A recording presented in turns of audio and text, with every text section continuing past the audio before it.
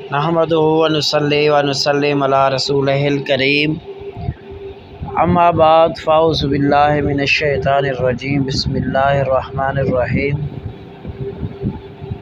मुअज़्ज़िज़ सामीईन कराम, आज का हमारा मौज़ू है दीन इस्लाम और असरी तकाज़े।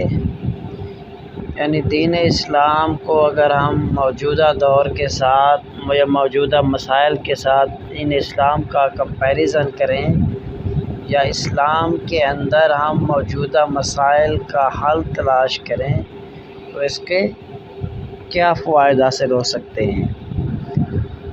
जैसा कि हम जानते हैं कि पाकिस्तान 98% मुस्लिम अक्सरियती आबादी वाला मुल्क है।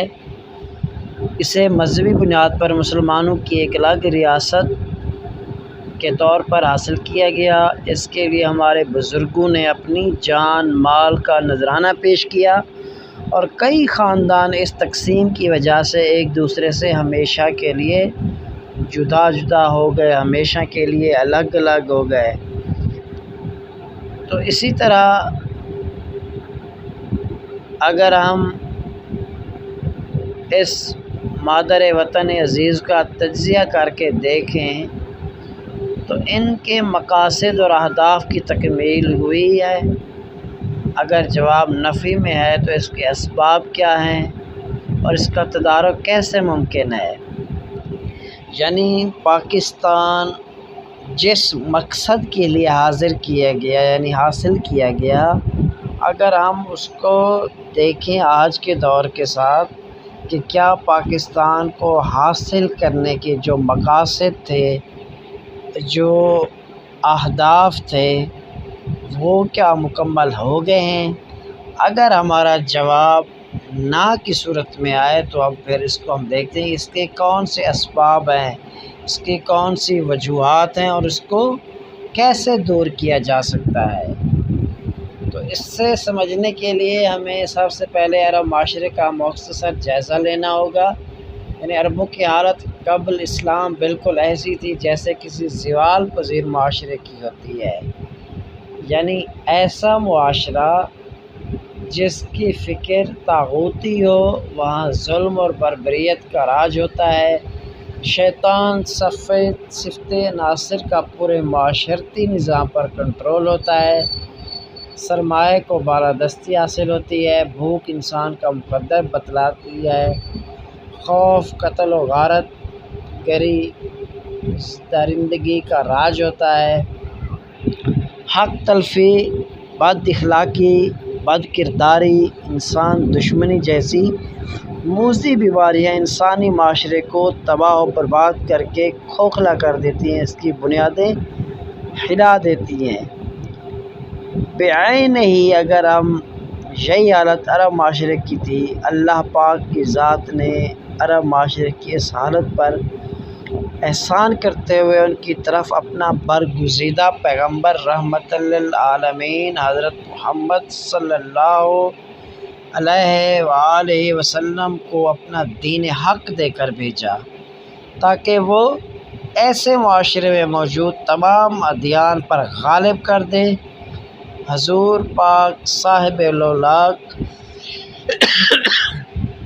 सल्लल्लाहु अलैहि वसल्लम ने इस फ़िक्र की असास पर अरब माशरे की तश्कील नौ की और इसकी बुनियाद इंसान दोस्ती और खुदा परस्ती पर रखी। हजूर पाक अलैहिस्सलातु वस्सलाम ने इस फ़िक्र पर एक ऐसी इज्तिमाइयत की तैयारी की जिसको सियासी, माशी, तालीमी और दीगर समाजी अलूम, जमाती निज़ाम, जमाती नज़्म व ज़ब्त का पाबंद बनाया और ऐसी तरबियत की जिसके ज़रिए से इस जमात ने तबाहशुदा माशरे को ज़वाल से निकाल कर तरक्की और कामरानी की राह पर गामज़न किया। ज़ालिमाना मुआशी निज़ाम जो भूख व अफलास का बायस था, उसकी जगह आदिलाना निज़ाम मईशत की बुनियाद रखी जिसने तमाम इंसानों के मुआशी ज़रूरियात को पूरा किया। कत्ल व गारत, ज़िंदा दरगोर करने वाली भयानक माशरती निज़ाम की जगह इंसानी अमन व अमान اور انسانی وقار کی پہچان والا نظام متعارف کروایا، انسان کو سماج میں عزت دلوائی اور ان کو ایک دوسرے کا بھائی بنایا۔ اسی طرح عرب معاشرہ زوال سے نکل کر عروج کی راہ پر گامزن نہ ہوا، بلکہ دنیا کے دیگر اقوام کو بھی زوال سے نکال کر ترقی کی صف میں لا کھڑا کر دیا اور تمام معاشروں کے لیے رہتی دنیا تک ایک مثالی معاشرہ بن گیا۔ وطن عزیز کی آزادی کے بعد سب سے پہلا تقاضا نظام تعلیم کی تباہی کا تھا، جس کے نتیجے میں اس کے باسی اپنے خالق کے ساتھ تعلق مضبوط کرتے ہوئے انسانوں میں خوشحالی، محبت، امن و سکون اور ترقی کا ماحول پیدا کر سکیں اور اپنے ملک کو اقوام عالم میں اونچا مقام دلوا سکیں۔ جاگیرداری نظام کا خاتمہ کریں اور وسائل کی منصفانہ تقسیم کریں تاکہ اجتماعیت مضبوط ہو، لیکن اس کے اعلیٰ رغم مذہبی فرقہ وارائیت کو فروغ دیا گیا، تقسیم در تقسیم کی پالیسی اختیار کی گئی اور نوجوان نسل کو فکری مغالطوں میں الجھانے کے ساتھ ساتھ ملکی وسائل کے راستے میں ان کے لیے مسدود کر دیے گئے اور ملک چھوڑنے پر انہیں مجبور کیا گیا۔ آج ضرورت اس امر کی ہے کہ ہم قرآن مجید کو اس طرح سمجھا جائے جس طرح رسول اللہ صلی اللہ علیہ وآلہ وسلم نے اپنے اصحاب رضوان اللہ علیہم اجمعین کو سمجھایا، اور اس کے مطابق ایسی مضبوط سماجی تشکیل کی جس سے فرد، خاندان، قوم اور بین الاقوامی سطح پر رہنمائی، امن و امان اور معاشی خوشحالی اسلام کی پہچان بن گئی۔